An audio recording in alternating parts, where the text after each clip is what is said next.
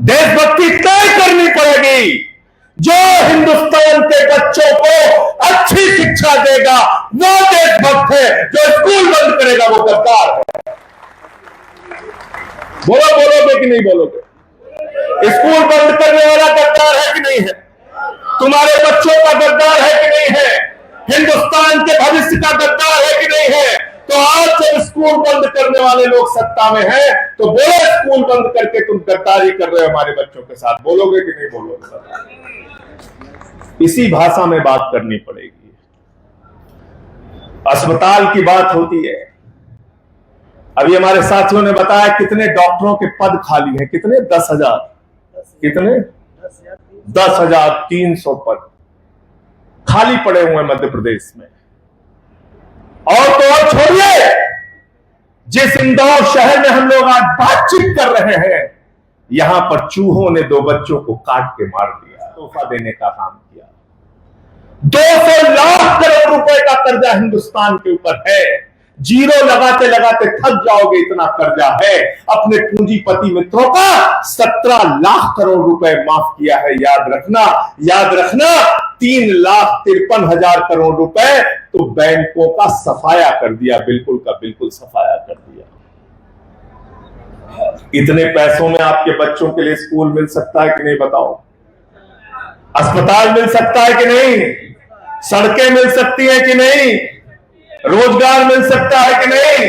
लेकिन आप जब कहते हो नौकरी दे दो, तो मोदी जी कहते हैं पैसा नहीं। आप कहते हो अस्पताल बना दो, मोदी जी कहते हैं पैसा नहीं है। आप कहते हो महंगाई कम कर दो, मोदी जी कहते हैं खजाना खाली है, तेल तो महंगा खरीदना पड़ेगा। आपको कहते हैं महंगा तेल खरीदो, महंगा डीजल खरीदो, महंगा पेट्रोल खरीदो, महंगा गैस खरीदो, और अपने दोस्त से आपको कहते हैं डॉलर बचाना है। डॉलर की कमी हो गई है हिंदुस्तान में, डॉलर आपको बचाना है। अपने दोस्त अडानी से कहते हैं अडानी भैया जाओ 10 बिलियन डॉलर अमेरिका में लगा के आओ। कितना हो गया? 97,000 करोड़ रुपए। गोबर से भी नौकरी नहीं मिली। एक सभा में प्रधानमंत्री जाते हैं, कहते बताओ भाइयों और बहनों, मैं देश का प्रधानमंत्री हूं, तुमको क्या चाहिए जरा हमको बताओ। जनता कहती है स्कूल चाहिए साहब, अस्पताल चाहिए साहब, पानी चाहिए साहब, बिजली चाहिए साहब, सड़कें चाहिए साहब, रोजगार चाहिए साहब। प्रधानमंत्री कहते हैं चुप, खामोश। गांव गांव में कब्रिस्तान है तो शमशान होना चाहिए कि नहीं होना चाहिए?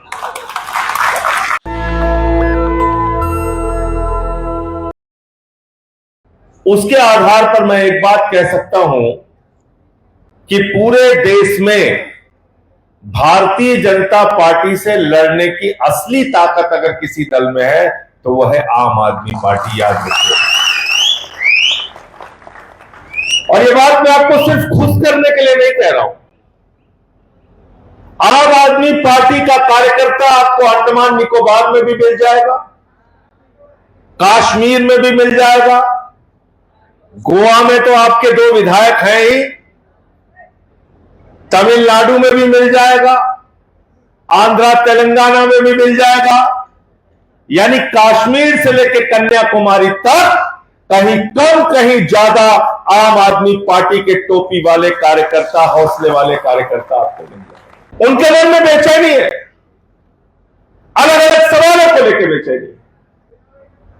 बेरोजगारी का सवाल है, किसानी का सवाल है, माताओं बहनों की सुरक्षा का सवाल है, देश के स्वाभिमान और सम्मान का सवाल है, स्कूल और अस्पताल का सवाल है।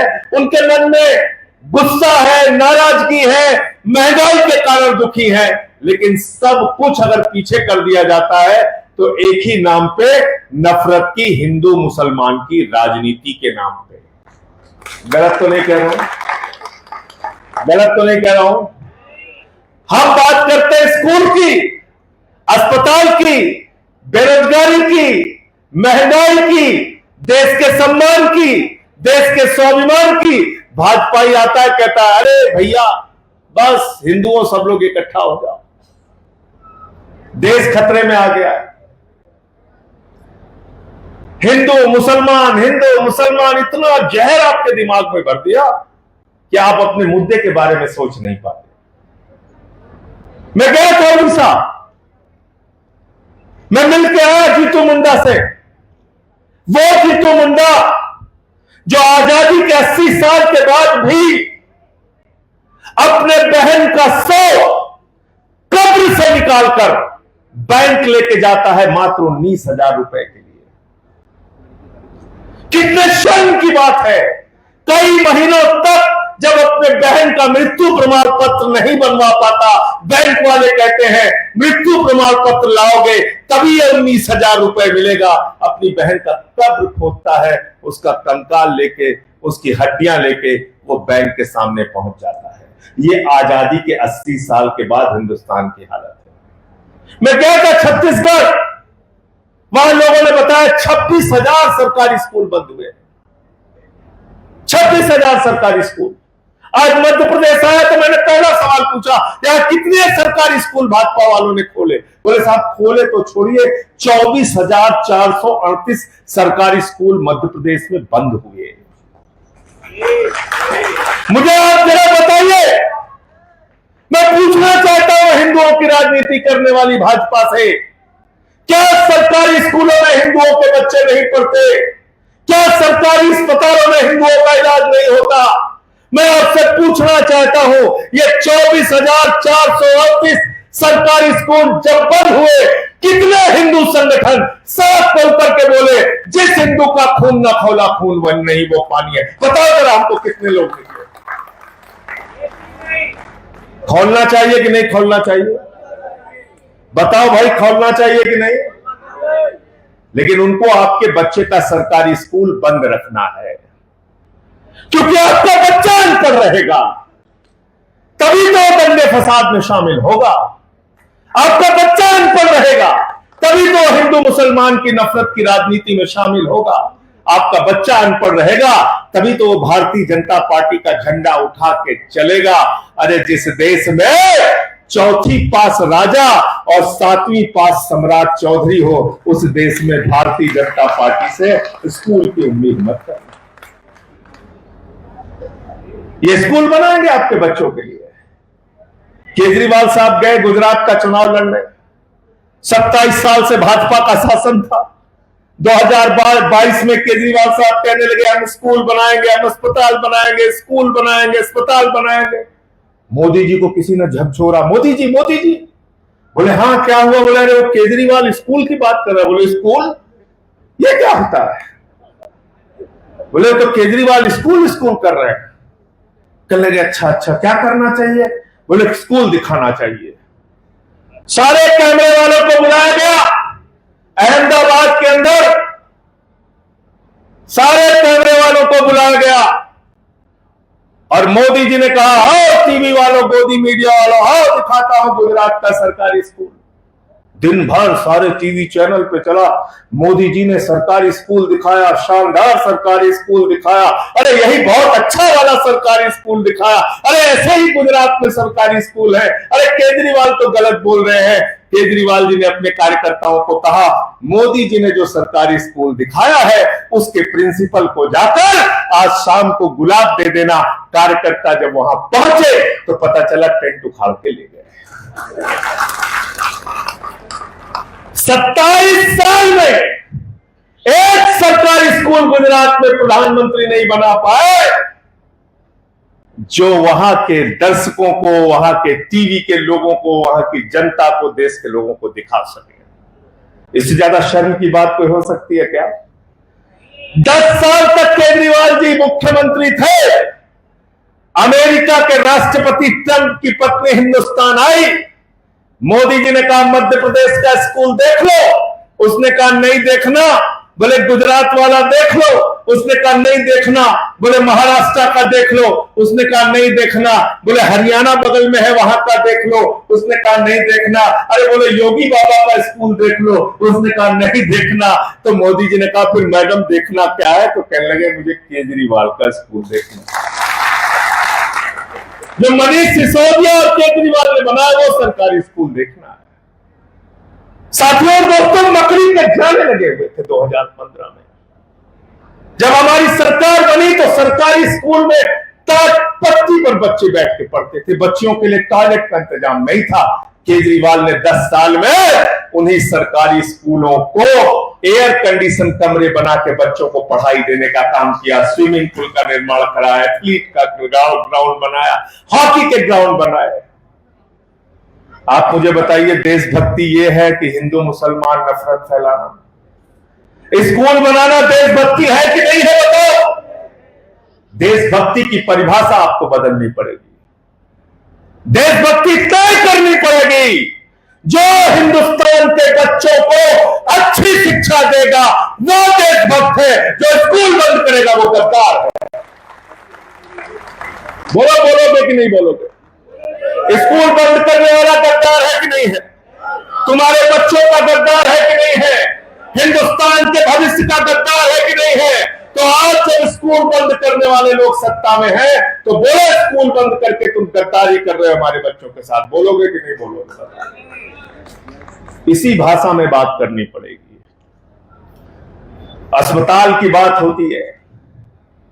अभी हमारे साथियों ने बताया कितने डॉक्टरों के पद खाली हैं, कितने? 10,000। कितने? 10,300 पद खाली पड़े हुए हैं मध्य प्रदेश में। और तो और छोड़िए, जिस इंदौर शहर में हम लोग आज बातचीत कर रहे हैं, यहां पर चूहों ने 2 बच्चों को काट के मार दिया। शर्म आती है इसको, शर्म आती है। अस्पताल, सरकारी अस्पताल के अंदर चूहों ने 2 छोटे बच्चों को, मासूम बच्चों को काट के मार दिया। किसी हिंदू का खून नहीं खोला, किसी हिंदू का खून नहीं खोला। मुझे अच्छा लगता अगर विश्व हिंदू परिषद के लोग अपने घरों से निकलते, मुझे अच्छा लगता आरएसएस के लोग निकलते, भाजपा के लोग निकलते और कहते ये बच्चों की मौत हुई है, सरकारी अस्पताल खराब है, 10,000 डॉक्टर हमारे कहां हैं? जिस हिंदू का खून न खोला, खून नहीं वो। इस पे नहीं करते। करते हैं क्या? नहीं करते, नहीं करते। याद रखना, इन्होंने देश को 10 साल 12 साल के अंदर महंगाई का तोहफा देने का काम किया। 200 लाख करोड़ रुपए का कर्जा हिंदुस्तान के ऊपर है। जीरो लगाते लगाते थक जाओगे, इतना कर्जा है। अपने पूंजीपति मित्रों का 17 लाख करोड़ रुपए माफ किया है। याद रखना, याद रखना, 3,53,000 करोड़ रुपए तो बैंकों का सफाया कर दिया, बिल्कुल का बिल्कुल सफाया कर दिया। इतने पैसों में आपके बच्चों के लिए स्कूल मिल सकता है कि नहीं? बताओ। अस्पताल मिल सकता है कि नहीं? सड़कें मिल सकती है कि नहीं? रोजगार मिल सकता है कि नहीं? लेकिन आप जब कहते हो नौकरी दे दो तो मोदी जी कहते हैं पैसा नहीं। आप कहते हो अस्पताल बना दो, मोदी जी कहते हैं पैसा नहीं है। आप कहते हो महंगाई कम कर दो, मोदी जी कहते हैं खजाना खाली है, तेल तो महंगा खरीदना पड़ेगा। आपको कहते हैं महंगा तेल खरीदो, महंगा डीजल खरीदो, महंगा पेट्रोल खरीदो, महंगा गैस खरीदो, और अपने दोस्त से आपको कहते हैं डॉलर बचाना है। डॉलर की कमी हो गई है हिंदुस्तान में, डॉलर आपको बचाना है। अपने दोस्त अडानी से कहते हैं अडानी भैया जाओ 10 बिलियन डॉलर अमेरिका में लगा के आओ। कितना हो गया? 97,000 करोड़ रुपए। कितना? 97,000 करोड़ रुपए, 10 बिलियन डॉलर अमेरिका में इनका सबसे करीबी दोस्त अडानी खर्च कर रहा है, वहां रोजगार देने के लिए, वहां फैक्ट्रियां लगाने के लिए, वहां व्यापार बढ़ाने के लिए। आपसे कह रहे हैं डॉलर बचाओ, अडानी से कह रहे हैं अमेरिका में डॉलर लगाओ। ये हो रहा है तुम्हारे साथ। अपने मुद्दों पे सोचना शुरू कीजिए। आपकी कितनी जेब काटी जा रही है सोचना शुरू कीजिए। आपको कितना बेवकूफ बनाया जाता है ये भी सोचिए। अरे ये प्रधानमंत्री तो वो प्रधानमंत्री है, नौजवान रोजगार मांग रहे थे हमारे उत्तर प्रदेश में, तो पहुंचे और कहने लगे बताओ यूपी के नौजवानों तुम्हें क्या चाहिए? नौजवानों ने कहा साहब नौकरी चाहिए। बोले चिंता मत करना, हम तुमको गोबर से नौकरी देंगे। किस चीज से? गोबर से। सुना था भाषण की नहीं सुना था? सुना था कि नहीं? गोबर से नौकरी। आज 5 साल हो गया बाबा जी को आए, गोबर से भी नौकरी नहीं मिली, गोबर से भी नौकरी नहीं मिली। एक सभा में प्रधानमंत्री जाते हैं, कहते बताओ भाइयों और बहनों, मैं देश का प्रधानमंत्री हूं, तुमको क्या चाहिए जरा हमको बताओ। जनता कहती है स्कूल चाहिए साहब, अस्पताल चाहिए साहब, पानी चाहिए साहब, बिजली चाहिए साहब, सड़कें चाहिए साहब, रोजगार चाहिए साहब। प्रधानमंत्री कहते हैं चुप, खामोश।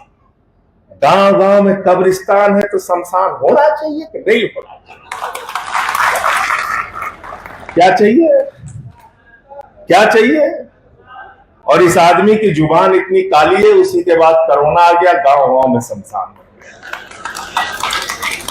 गांव गांव में शमशान बन गया। ऐसा प्रधानमंत्री चाहिए क्या देश को? शमशान बनाने वाला प्रधानमंत्री चाहिए कि स्कूल बनाने वाला? शमशान बनाने वाला प्रधानमंत्री चाहिए कि रोजगार देने वाला? शमशान बनाने वाला प्रधानमंत्री चाहिए कि अस्पताल बनाने वाला? शमशान बनाने वाला प्रधानमंत्री चाहिए कि सड़क बनाने वाला? आपको तय करना है। आपके तो दिमाग में ही भूसा भर दिया। गोदी मीडिया वाले दिन रात गुणगान करते हैं, और ऐसा ऐसा गुणगान करते हैं, कभी कभी तो गुस्सा लगता है कि पहुंच जाऊं टीवी चैनल पे माइक छीन लूं उनसे भी, जैसे मैंने लोकसभा राज्यसभा के अंदर माइक तोड़ा था, ऐसे ही मन होता है, इतनी गुस्सा आती है। मैंने देखा खबर चल रही थी, हिंदुस्तान में घरेलू गैस 29 रुपए महंगी, लेकिन अमेरिका में इससे ज्यादा महंगी। देखा था कि नहीं देखा था? खबर देखा था ना? हिंदुस्तान में 29 रुपए घरेलू गैस महंगी, लेकिन अमेरिका में। एक दिन मोदी जी उठे कहने लगे एक पेड़ मां के नाम, सब रोने लगे, मां के नाम, अच्छा बहुत बढ़िया। बोले संडे को लगाएंगे, बोले ठीक है साहब। सब घर से लेकर निकल गए, बच्चा भी है, बाबा भी है, दादी भी है, अम्मा भी है। कहां जा रहे हो भैया? भैया एक पेड़ मां के नाम लगाने जा रहे हैं। सब ने लगा दिया। जब लाखों पेड़ लग गए तो मोदी जी ने कहा एक पेड़ मां के नाम, 10 लाख पेड़ अडानी के। काट रहा है ना सिंगरौली में जंगल, चले जाओ छत्तीसगढ़ हसदेव में भी काट रहा है। अपने एक दोस्त के लिए प्रधानमंत्री जीता है, याद रखना। वो आपको रोजगार देने के लिए नहीं जीता। वो 18-18 घंटे 20-20 घंटे जो मेहनत करते हैं, वो सिर्फ अडानी के लिए करते हैं। दुनिया के जिन देशों की यात्रा करते हैं, अडानी का व्यापार बढ़ाने के लिए करते हैं। उनको हिंदुस्तान में रोजगार देने से कोई मतलब नहीं, उनको महंगाई कम करने से कोई मतलब नहीं, उनको सिर्फ और सिर्फ मतलब है अपने दोस्त अडानी से। देश से मतलब नहीं, सिर्फ दोस्त से मतलब है। याद रखना, उन्होंने कोयला अडानी को दिया, गैस अडानी को दिया, बिजली अडानी को दिया, पानी अडानी को दिया, सीपोर्ट अडानी को दिया, एयरपोर्ट अडानी को दिया, आकाश अडानी को दिया, पाताल अडानी को दिया, सब कुछ अडानी को देने का काम किया। इसके बाद भी अगर आपके मन में गुस्सा और नाराजगी पैदा नहीं होती अपने सवालों के लिए, तो उसके लिए फिर मोदी दोषी नहीं है, कहीं ना कहीं हम और आप दोषी हैं। गलत तो नहीं कह रहा हूं? वो तो सीना तान के कहता है हम चुनाव जीत रहे, चुनाव जीत रहे। इन सवालों पर लोगों को जगाना होगा।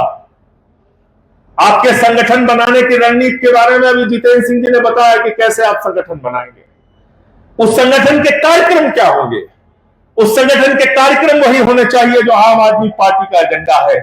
हम चाहते हैं एक शिक्षित भारत, हम चाहते हैं एक स्वस्थ भारत, हम चाहते हैं निःशुल्क बिजली वाला भारत, हम चाहते हैं निःशुल्क पानी वाला भारत, हम चाहते हैं नौजवानों के रोजगार वाला भारत, हम चाहते हैं माताओं बहनों की सुरक्षा वाला भारत, हम चाहते हैं मजदूर को उसकी मजदूरी के हक मिले ऐसा भारत। नेशनल दस्तक की आपसे गुजारिश है कि अगर इसको बचाना चाहते हैं तो नेशनल दस्तक को सब्सक्राइब करने के लिए रेड कलर के सब्सक्राइब बटन को दबाएं, फिर बेल आइकन की घंटी दबाएं।